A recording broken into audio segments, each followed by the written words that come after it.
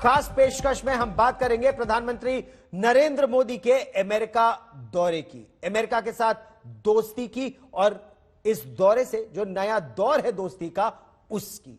प्रधानमंत्री नरेंद्र मोदी अमेरिका के दौरे पर रवाना हो चुके हैं। पहली बार प्रधानमंत्री नरेंद्र मोदी और अमेरिका के राष्ट्रपति जो बाइडेन की मुलाकात होगी जो बाइडेन के राष्ट्रपति बनने के बाद। 3 दिन के इस दौरे पर प्रधानमंत्री का संयुक्त राष्ट्र में भी संबोधन होगा, वो क्वाड की बैठक में भी हिस्सा लेंगे और बदले हालात में यह तो तय है कि लगभग सभी मंचों पर तालिबान भी मुद्दा बनेगा और हिंद प्रशांत महासागर का जो क्षेत्र है, इंडो पैसिफिक जो रीजन है, उसमें जो बदलते सुरक्षा के आयाम है उस पर भी चर्चा होगी।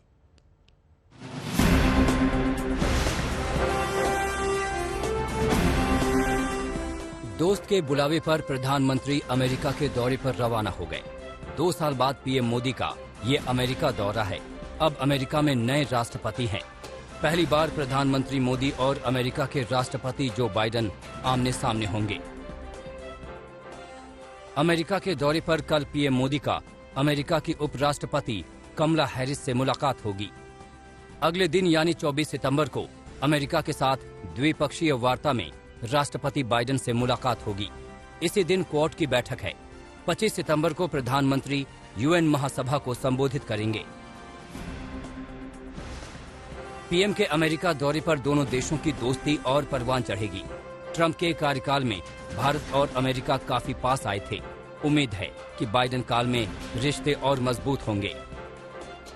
अमेरिका रवानगी से पहले पीएम ने कहा, राष्ट्रपति बाइडेन के साथ वैश्विक रणनीति साझेदारी और आपसी हितों के क्षेत्रीय और ग्लोबल मसले पर विचार साझा करूंगा।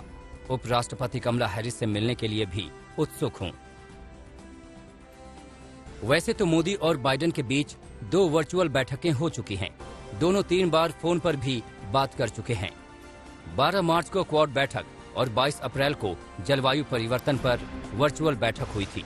वहीं 17 नवंबर को पीएम ने बाइडेन को फोन पर जीत की बधाई दी थी। 8 फरवरी और 26 अप्रैल को कोविड को लेकर फोन पर चर्चा हुई थी। अमेरिका के अफगानिस्तान छोड़ने के बाद हालात भी बदले हैं। अब अफगानिस्तान पर तालिबान का कब्जा है। आतंकी सत्ता में है। पाकिस्तान के नापाक साजिश के बाद खतरा और बढ़ा है। पीएम जब बाइडेन से मिलेंगे तो चर्चा इन मसलों पर भी होगी। हाल में हुए एससीओ समिट में प्रधानमंत्री ने इस पर खुलकर अपनी बात रखी थी। एससीओ की 20वीं वर्षगांठ इस संस्था के भविष्य के बारे में सोचने के लिए भी उपयुक्त अवसर है।